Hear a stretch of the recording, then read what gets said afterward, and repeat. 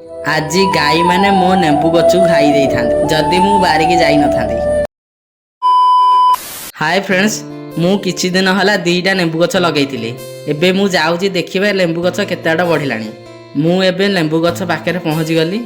देखिली नेंबू चारिपटे घास होईछि। तापर मु नेंबू चारिपटे थिबा घास को उपाड़ी देली। मोर घास उपुड़ा सरिला बेलकु कुआड़े थिले गाई पले पळि आसिले आम बारी को। मु आज जदि बारी रे नथांती मो नेंबू गछ को गाई माने खाई दे थांदे।